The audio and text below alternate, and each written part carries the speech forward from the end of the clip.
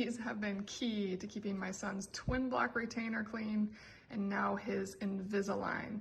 It's the only thing that we can rely on to really clean those orthodontic devices, and the only one that doesn't have a weird smell once you rinse it off. I only do this once every 2 to 4 days, and between that we just brush his retainer, so it does what we need and it really just cleans it up in between. So here's how you use it. Just pull one out. They look like a little blue tab. Sometimes they'll come out broken, still work. Just dump them in. And it does have a strong odor when you pull it out. Not a bad odor, but a very specific kind of cleaning agent odor.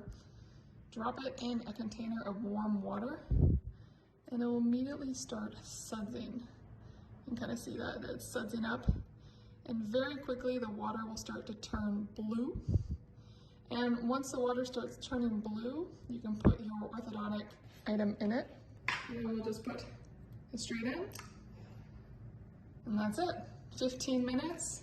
And kind of make sure you want to push it in so it goes in all the way. It does not color my finger. It's not really a problem. I will rinse my hand now that I have it on my hand, but it's not that toxic. You're okay getting it on your fingers. And as you can see now, it has turned completely blue, and that will be super clean. I'll just rinse it off and he's good to put it back in his mouth. Retainer Brite cleaning tablets. If you have any dental appliances, this is the one to go with.